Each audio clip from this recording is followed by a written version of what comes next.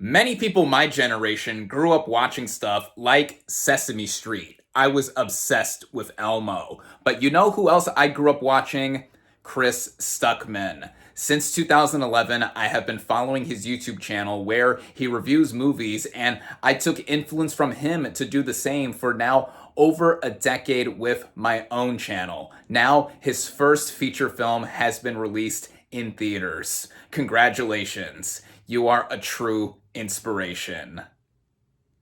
What is up, everybody? Random Random Man here, bringing you my review for Shelby Oaks in one take. Now, the plot of this supernatural horror mystery film follows a woman determined to find her younger sister after she went missing while investigating the abandoned, mysterious titular town.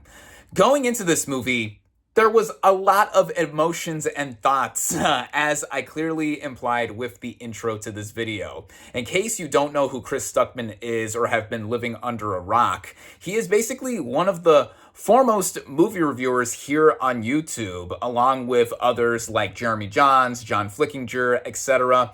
They belong to the first generation or so of YouTubers who really got a platform and prominence by reviewing movies here on the website. And, they come directly after the likes of Gene Siskel and Roger Ebert, having done so decades ago on television. And now their legacy is carrying on with people like them. And you can argue even myself in one way. Even though I am a smaller YouTuber, I am minuscule compared to those guys and other names that have grown. I only just have over 500 subscribers as of this video, but I don't do it for the clout. I do it because I enjoy it as well. It's about sharing the passion and magic and love for the movies. So, having seen Stuckman, wanting to become a filmmaker for years, it was a big ambition of his across his YouTube channel. He had done short films in his youth, and he even did filmed skits and stuff for his videos before. Now he made the jump to feature filmmaking, and when he was trying to get this project off the ground, it broke a record, or made a record, for being the most crowd-funded horror film project on Kickstarter. And, it was getting a bunch of other names attached to it, like Mike Flanagan, a famous horror filmmaker who is an executive producer on this thing. And Stuckman is not the first YouTuber to be going into the medium of filmmaking beyond this platform.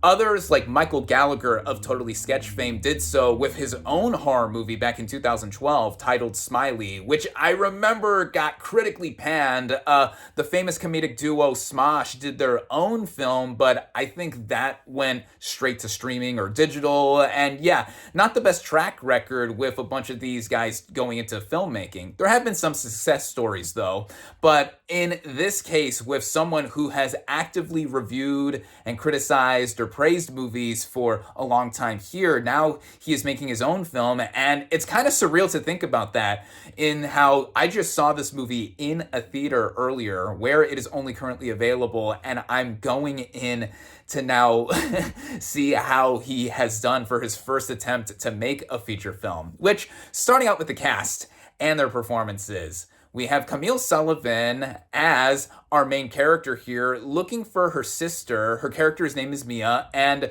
she's looking for her younger sister. And it's crazy how, this is kind of a situation too where, she has a younger sister named Riley, and she is a part of this YouTube group who hunt paranormal stuff and are basically ghost hunting or just doing other things like that. And Mia, Sullivan's character, is on the outside looking in, and you can tell she loves her sister. And really, after years of searching, she has not stopped and is determined to go ahead and get answers. Sullivan's performance, I thought, was pretty strong here. And, is it just me, or does she have a striking resemblance to Robin Wright, another actress? I don't know if that's just me, but, she really got, I think, the main part down in terms of her, being somebody that we're following throughout this film.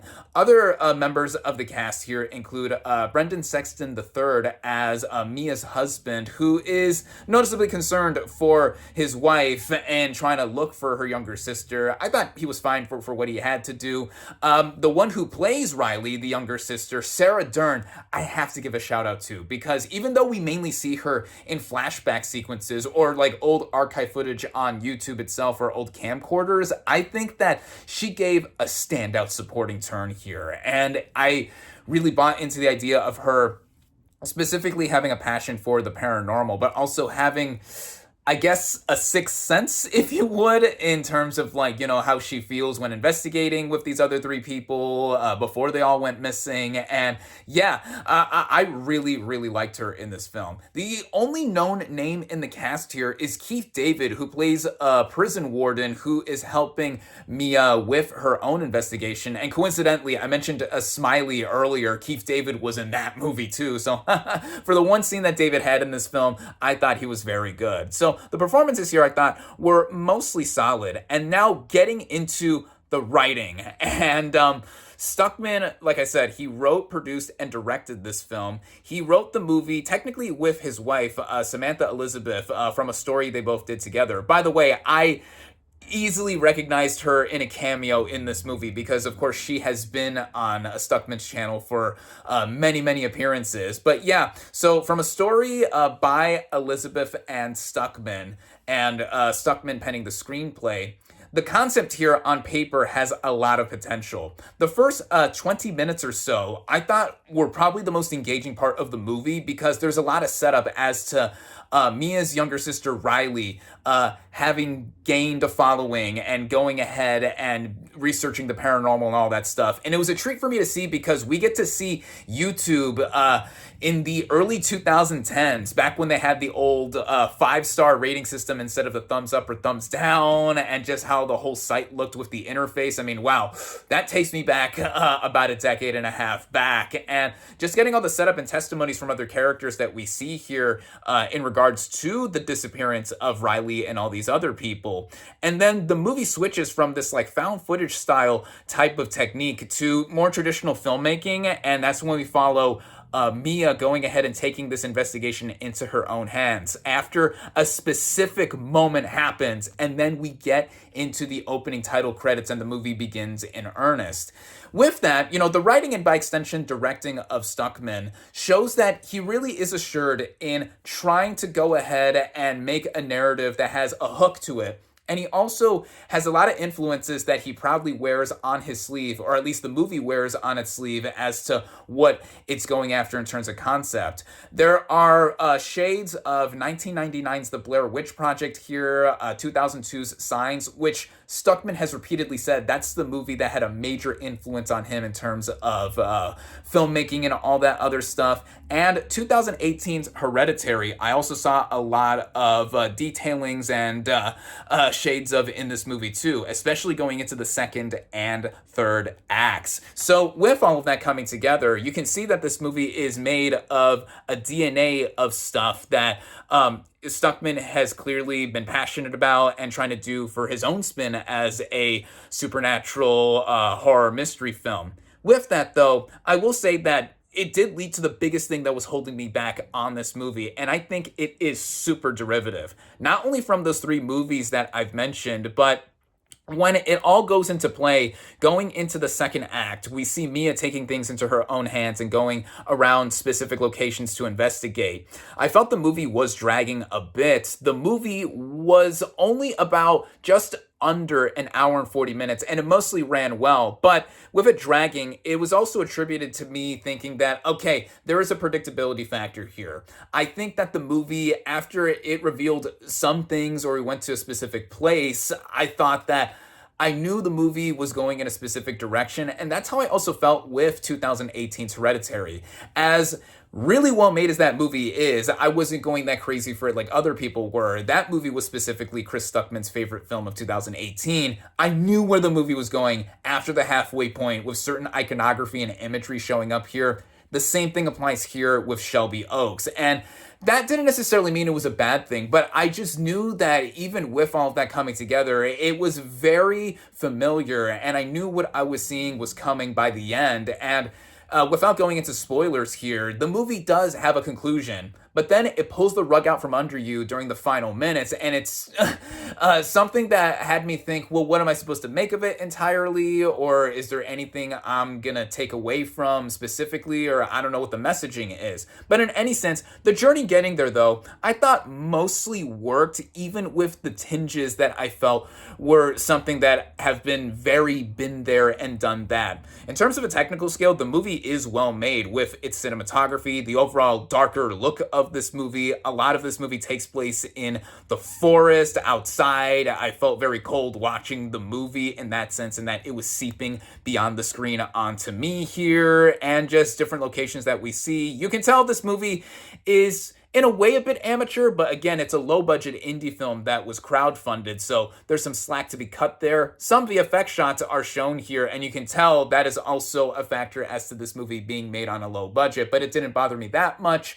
It was more so the way the movie flowed, like I said, and how it went with how, on paper, there was a lot here that really had me interested right off the bat, but as it kept going, it was something that I felt played out to a pretty standard rate, and I didn't think much of it was made afterward, aside from what we were seeing from a few of the performances, and even how this movie is admirably ambitious for what it is trying to do as a story that was also trying to connect in terms of being about some themes like parenthood. I mean, Mia, our main character, wanted to be a mom with her husband, but after her younger sister disappeared, that was put on hold. And then also just the whole angle that Riley has in terms of the passion for the paranormal and all that stuff. Some of that was glossed over. I wish that was emphasized more, just like how we were seeing a bunch of emphasis with some of the characters early on before the opening titles of this film showed up. There's a lot here that I'm back and forth on. You can say I'm kind of mixed on this movie in a way, even though I totally admire what is happening here. That is what a lot of people say for movies, to where, yeah, I get it. I see what you're going for, even if you are not totally clicking with it.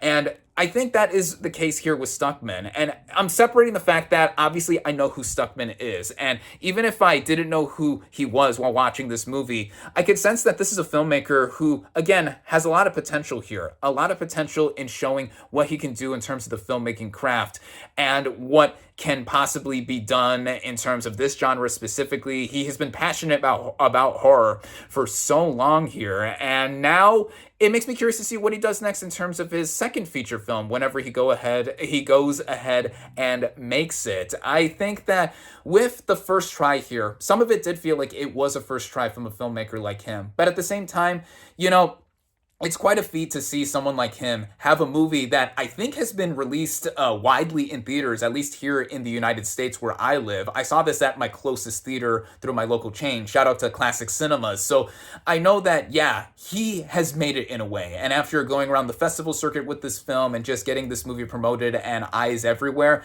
I admire the passion. I really do. And, you know, I'm still a huge fan of his YouTube channel, where he now mostly reviews movies that he feels positively on and thinks are worth recommending. And, you know, I get that whole angle because now he's technically in the film industry on the indie scene. So yeah, all that there. But in any sense, I think that this movie was okay.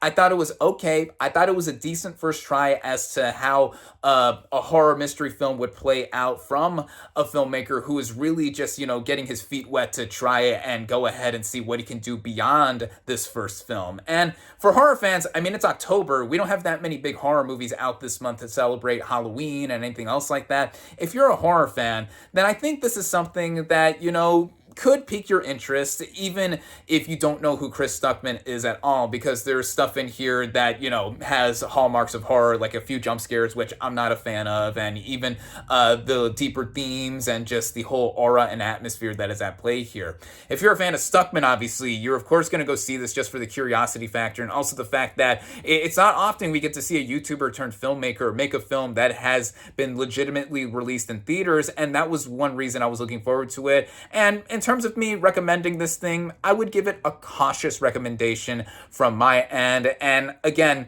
I have to thank Stuckman for having an influence on me in terms of like going ahead and talking about film in front of the world over through YouTube. And again, I cannot wait to see what you do next. With that being said, my final verdict for Shelby Oaks is 3 out out of 5 stars. Thank you all, as always, for watching. Be sure to like this video, comment on what you thought of Shelby Oaks. Social media links in the description. Subscribe to my channel for more, and I'll catch you on the next movie review.